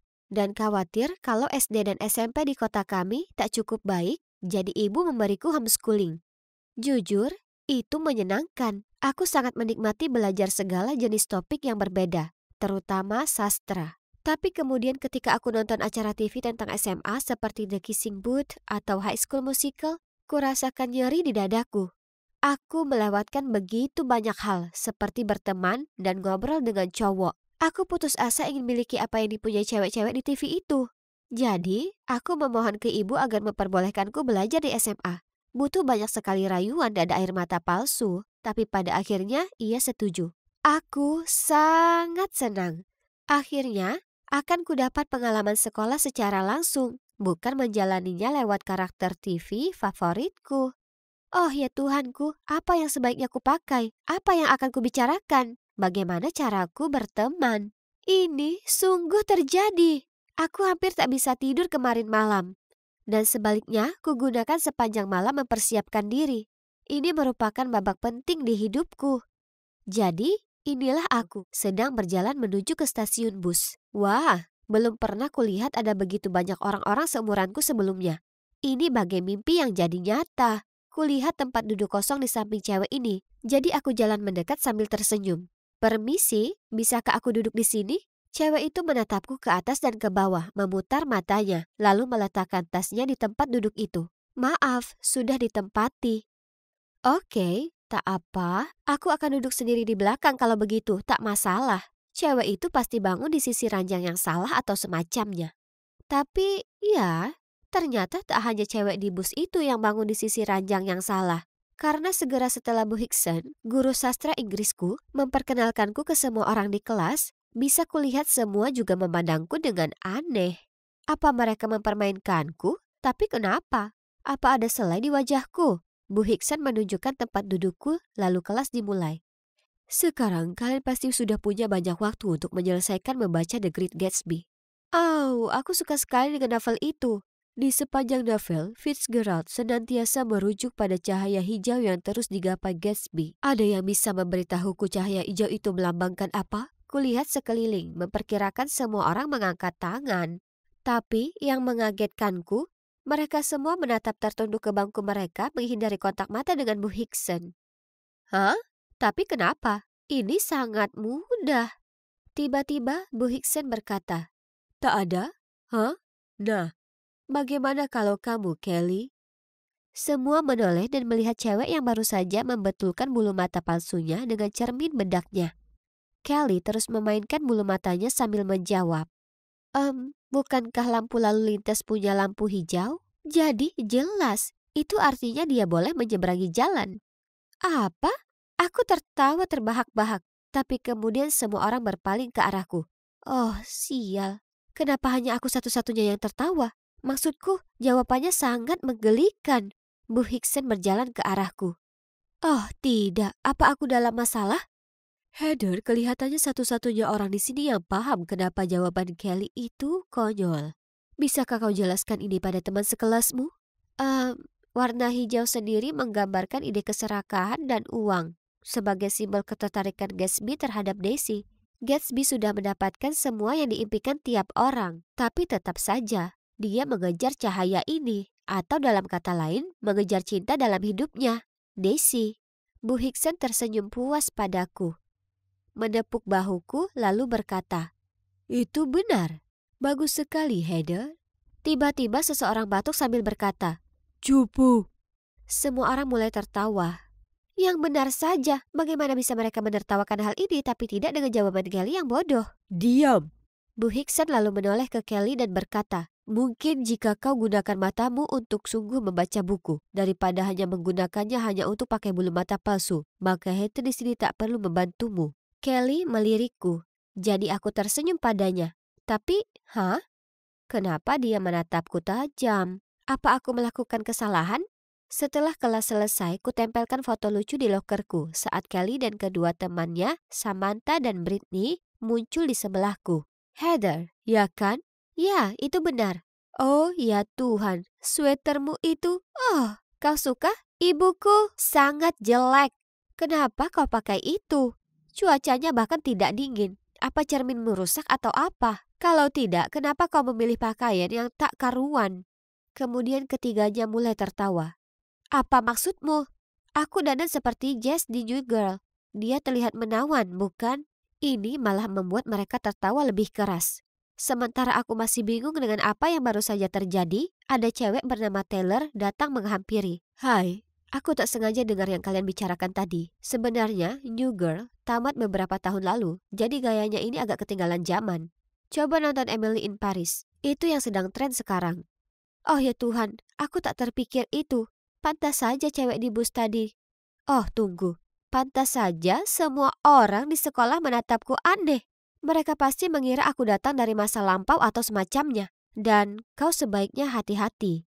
Kelly dan gengnya suka mengganggu yang lain. Dan kurasa kau adalah target baru mereka. Oh, jadi tatapan Kelly di kelas tadi bukan hanya tatapan biasa. Tapi memangnya kenapa? Trims, tapi aku tak takut dengan mereka. Aku paham tipe cewek jahat seperti ini. Mereka menggonggong tapi tak menggigit. Jadi malam itu aku maraton nonton Emily in Paris. Itu sangat apik. Ku pelajari gaya fashionnya dan ku kombinasikan beberapa pakaian. Kulihat diriku di cermin dan oh ya ampun, aku memang terlihat berbeda. Hari berikutnya di sekolah, tak ada seorang pun yang menatapku lucu. Bagaimana? Saran Taylor sangat membantu. Di akhir pekanku yang pertama, telah kujadikan diriku sendiri murid kesayangan guru. Terdengar hebat, ya? Percaya padaku, tidak demikian. Setiap kali guru memujiku, Kelly dan teman-temannya memberiku pandangan sinis. Lalu kutemukan catatan menempel di lokerku mengatakan, "Kau orang aneh." Tepat saat itu, Kelly dan teman-temannya berjalan melewatiku cekikikan. Dengan marah kusobek catatan itu dan memberitahu mereka, "Kalau kau taruh komentar jahat di lokerku, paling tidak tulislah dengan benar. Aneh kurang huruf H." Mereka langsung berhenti tertawa dan bergegas pergi supaya tak seorang pun tahu kalau itu ulah mereka. Astaga, mereka menyebalkan sekali. SMA ternyata tak seperti yang kuharapkan. Kukira aku akan jadi salah satu anak yang keren, bukan jadi anak yang diganggu. Kemudian beredar informasi kalau aku dulunya homeschooling. Jadi Kelly mulai membuat lelucon. Apa orang tuamu membuatmu tetap di rumah karena kau ini aneh? Ya, paling tidak berkat homeschoolingku aku tak menjawab pertanyaan dengan bodoh di kelas sastra. Aku balas menghardik. Dia berhenti tertawa dan menatapku kebingungan. Setelahnya, mereka masih terus saja dengan lelucon kekanakannya di setiap kesempatan yang ada. Tapi aku berusaha keras mengabaikannya. Tapi suatu hari, mereka bertindak terlalu jauh. Aku masuk kelas dan melihat gambar karikatur besar di papan itu. Itu aku. Oh ya Tuhan, Heather, potretmu tampak luar biasa. Dan seluruh kelas tertawa terbahak-bahak. Beraninya dia. Kau macam-macam dengan cewek yang salah kali ini, Kelly. Sore itu aku pulang dan dengan gigih mencari cara untuk balas dendam ke cewek-cewek jahat itu. Bingo. Ku keluarkan laptopku dan mulai sibuk kerja. Dan setelah semalam saja, berhasil kubajak semua akun sosmed mereka, termasuk iCloud mereka, dan temukan banyak sekali barang bagus. Jadi kali berikutnya mereka macam-macam denganku, aku sudah siap. Dan tak butuh waktu lama sampai teman-teman Kelly menghentikanku di lorong lagi. Tak bisakah rokmu itu lebih panjang lagi? Ya, nenekmu menelpon, ia ingin pakaiannya dikembalikan. Tiba-tiba semua orang berkumpul mengelilingi kami untuk lihat apa yang terjadi. Waktu yang tepat, sekarang aku punya penonton. Mari kita beri cewek-cewek jahat ini ganjaran dari perbuatan mereka sendiri. Rambut yang cantik, Samantha, beritahu aku, seberapa sering kau harus semir rambutmu supaya tak ada yang tahu sebenarnya rambutmu merah? Apa yang barusan kau bilang? Oh, dan Britney, operasi hidung yang bagus. Apa? Semua orang dengan terkejut menoleh untuk melihat rambut pirang Samantha yang indah dan hidung Britney. Bagaimana? Britney tergagap lalu menarik lengan Samantha dan mereka kabur dari lokasi. Yap, sudah kupelajari semua masa lalu mereka yang memalukan lewat foto-foto yang kubajak kemarin. Setelah itu, Samantha dan Britney tak berani menggangguku. Namun kemudian ketiganya masih saja mengganggu orang lain. Lalu, tak bisa kutahan kesalku lagi saat kulihat mereka memperolok Taylor. Hei, tinggalkan dia sendiri. Kelly berbalik menyeringai. Apa orang tuamu tak mengajarimu kalau tak sopan menyela saat orang lain berbicara? Atau mereka juga berpendapat aneh soal itu? Oh, jadi itu yang ingin dia lakukan. Tak masalah buatku, teruskan. Nah, ngomongin orang tua, gimana kabar orang tuamu, Kelly? Oh, tunggu, bukankah mereka akan cerai? Senyum lebar Kelly langsung lenyap dan tergantikan dengan tatapan penuh ketakutan. Lalu dia langsung kabur tanpa berkata apapun, meninggalkan teman-temannya yang juga kaget. Itu benar, kulihat postingan pribadi yang panjang tentang orang tuanya yang akan cerai di Facebook. Itu pasti caranya untuk mengekspresikan pikirannya, tapi sikap buruknya itu jadi bumerang. Setelah cewek-cewek jahat itu pergi, Taylor berterima kasih padaku dan beberapa murid lainnya mengelilingiku dan memujiku karena telah membela diri melawan Kelly dan kelompoknya. Sejak saat itu, cewek-cewek jahat itu menghindariku seperti wabah. Dan seperti itulah, aku berubah dari cewek culun yang bersekolah di rumah jadi cewek keren dan populer. Yang punya nyali untuk melawan cewek-cewek jahat itu. Rasanya menakjubkan. Lalu suatu hari, aku ke kamar mandi selama kelas berlangsung dan kudengar ada seseorang di bilik sedang menangis. Dia sedang bicara di telepon. Kumohon Bu, tolong jangan cerai. Tak bisakah ibu dan ayah berusaha pertahankan demi aku? Oh ya ampun, apa mungkin itu Kelly? Saat aku cuci tangan, pintu bilik itu terbuka. Dan seperti yang kuduga, Kelly keluar dengan mata merah. Segera saat dia melihatku, dia mengusap air matanya, memandang tak suka padaku. Saat itu, aku tak merasa nyaman. Justru sebaliknya. Tak pernah kusadari kalau aku bersikap kasar padanya. Membuatnya sedih, tak membuatku senang. Itu juga membuatku tak nyaman. Kelly, aku minta maaf tentang orang tuamu, tapi dia hanya mendengus, lalu beranjak pergi. Kuraih lengannya. Kumohon Kelly, aku tak bermaksud menyakitimu. Kelly menatap mataku lalu berkata, tapi kau lakukan itu. Aku tahu, aku minta maaf. Aku tak berpikir lurus. Aku terus minta maaf padanya, dan setelah beberapa waktu ia akhirnya berkata, ya, kurasa aku juga cukup jahat padamu. Kami akhirnya ngobrol dan dia cerita padaku kalau mengganggu orang lain membuatnya merasa lebih baik atas kondisi keluarga yang dihadapinya dengan sulit. Jadi, aku terbuka padanya tentang betapa gugupnya aku mulai bersekolah. Kami pun ngobrol hangat dan suasana jadi cair di antara kami. Jadi, kalian tahu sejak momen itu semua di antara kami dan juga para cewek jahat itu menjadi baik. Oh, tunggu. Mereka bukan lagi para cewek jahat. Hanya Kelly, Samantha, dan Britney. Mereka telah belajar kalau tindakan mereka terhadapku dan murid lain itu tak baik. Dan mereka akhirnya paham rasanya ditertawakan. Jadi mereka tak lakukan itu lagi ke orang lain. Jadi pada akhirnya SMA berubah menjadi cukup menakjubkan. Seperti yang sudah kubayangkan. Tapi bahkan lebih baik. Hei, ku cari-cari kau di sekolah hari ini. Aku punya berita besar. Dan ini buruk. Sangat buruk. Jangan biarkan aku menunggu. Ibu bilang kami pasti pindah ke California akhir bulan ini. Apa? Tak boleh. Itu 2 hari perjalanan dari sini. Ya, aku tahu. Tapi ibu akan menikahi David. Itu David yang sama dengan yang takut laba-laba, kecoa, dan lainnya? Ya, pria itu. Dia sudah berusaha dapatkan perhatian ibu sejak dulu. Mengiriminya bunga, memainkan gitar di teras kita. Lalu minggu lalu dia bahkan memanjat pohon oak supaya bisa menyerahkan bunga kepada ibu lewat jendela kamarnya. Oke, itu agak menyeramkan. Iu, iya banget. Tapi kau tahu, bagian terburuknya adalah aku harus pindah ke sekolah lain. Tidak. Lisa tak boleh pindah. Dengan siapa aku akan duduk saat makan siang? Dengan siapa aku akan nonton film receh?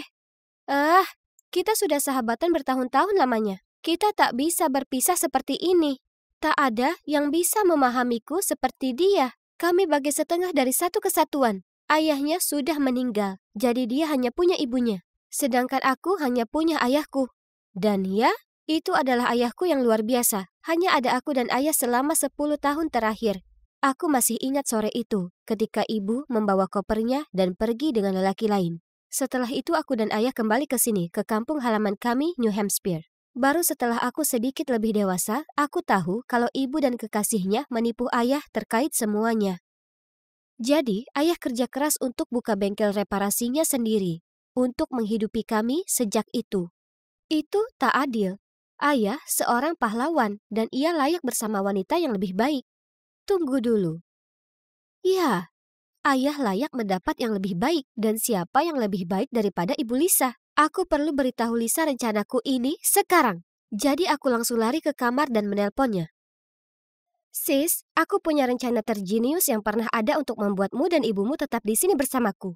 Tolong, aku menyimak. Apa saja? Aku sungguh tak ingin pindah ke Kelly. Oke, dengarkan.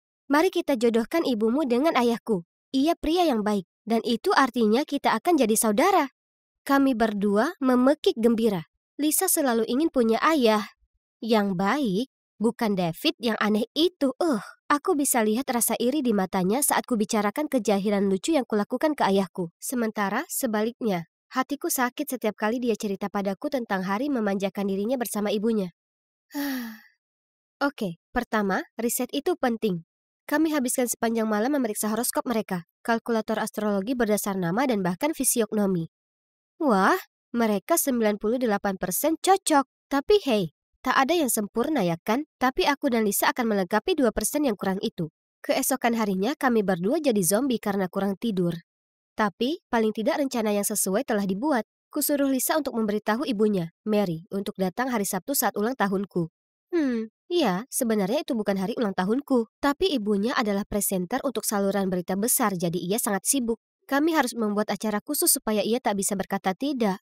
Lalu kuberitahu ayah untuk siapkan hidangan istimewanya menyambut tamu spesialku. Tak mungkin Mary bisa menolak. Hari itu aku membantu ayah menyiapkan bahan saat ku dengar bel pintu berbunyi. Kubuka pintu melihat Lisa berdiri di sana dengan kue ulang tahun dengan frosting pink. Dan di sebelahnya adalah ibunya. Selamat ulang tahun sayang. Ini untukmu. Oh, ada yang harum sekali baunya. Dan sangat tak asing. Lanjutnya. Halo? Mary? Jack? Kenapa kau kemari? Untuk ulang tahun Erin. Dan kau? Aku ini ayahnya, dan asal kau tahu sekarang bukan hari ulang tahunnya. Iya, brengsek. Kata Mary berbisik sambil memutar matanya. Maaf? Kau mencampakkanku tanpa alasan. Jadi kenapa bersikap seperti itu? Oh ya? Tanpa alasan? Mataku melesat dari ayah ke Mary. Hah? Kenapa mereka saling memaki? Ini sangat membingungkan. Tapi kurasa mereka dulu sempat pacaran? Ya Tuhan, sungguh dunia yang sempit. Oke, terserahlah. Karena sekarang adalah jam makan siang. Dan wow, daging giling legendaris ayah baunya luar biasa. Kami duduk, dan Mary melotot ke ayah saat dia menggigit masakan itu. Tapi kemudian dia berseru, "Oh wow, kurasa beberapa hal tak pernah berubah ya? Masakanmu masih saja terlalu asin." Oh ya, tapi yang kuingat ada yang tetap minta tambah, bukan main. Permisi, tapi apa kalian berdua saling mengenal? Lisa dengan lugu menyela. Ada keheningan yang terasa canggung, lalu ayah berkata, "Iya, kami saling mengenal. Tapi ini pertama kalinya aku bertemu Mary sejak kami putus, tepat setelah aku mengunjungi studionya untuk pertama kali." Mary terlihat kebingungan saat ia menjawab, "Lisa, seharusnya kau tak menjebakku untuk datang ke sini. Selesaikan makananmu, kemudian kita pergi." Saat mendengar ini, ayah menyuruhku dan Lisa untuk ke kamarku supaya ia bisa bicara dengan Mary secara pribadi. Hanya saja kami sembunyi di balik sofa dan menguping. Ternyata di hari itu, Mary mengajak ayah ke studio untuk menyaksikan syuting pertamanya sebagai presenter berita. Setelahnya, Mary lewat ruang tunggu dan tak sengaja dengar ayah bicara dengan seseorang. "Aku jelas mendengar orang itu bertanya padamu bagaimana penampilanku, dan kau bilang aku masih Mary yang sama seperti biasanya. Apa kau tahu kalau kuhabiskan 2 jam memakai make up dan sangat ingin menunjukkannya padamu?" Ayah berusaha menimpali, tapi Mary tak memberinya kesempatan. Parahnya lagi, kemudian kau bahkan memberitahu mereka kalau kau senang sekali kalau aku tak akan jadi pacarmu lebih lama lagi. Jadi, untuk mencegahnya, aku harus memutuskanmu duluan. Oh, ya ampun. Jadi ayahku ini playboy atau apa? Lisa dan aku saling menatap bingung, lalu lanjut menyaksikan pertunjukan itu. Ayahku tercengang lalu kemudian dia berkata dengan suara tak berdaya, "Oh, Mary, semua tak seperti itu. Kukatakan kau terlihat sama karena kau selalu cantik pertama kali aku melihatmu. Dan mengenai yang lainnya..." "Ya? Aku sudah menyiapkan cincin untuk melamarmu. Jadi kau tak lagi jadi pacarku, melainkan istriku." "Apa?" Jadi, mereka putus karena kesalahpahaman tak jelas dan putus kontak sejak itu. Ya ampun, kukira orang dewasa itu harusnya paham apa yang mereka lakukan. Memang kelihatannya tak selalu seperti itu. Mary tersenyum canggung pada ayah dan mengatakan kalau mereka bisa berteman. Kemudian ia menceritakan soal David dan bahwa ia akan menikahinya tanggal 22 Desember. "Tidak! Kami tak mungkin biarkan ini terjadi. Pasti ada cara lain membuat mereka bersama." Tapi jalan itu penuh halangan dan rintangan, terutama saat ayah memberitahu berita mengejutkan. Pacar barunya, Lucy. Beberapa hari kemudian saat aku mengerjakan tugas seniku, ayah masuk ke kamar dengannya. "Permisi?"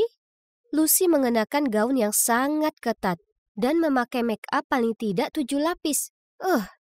Lalu dia bahkan berani mengambil fotoku dengan ibu dan mencibir. "Oh, bagus sekali."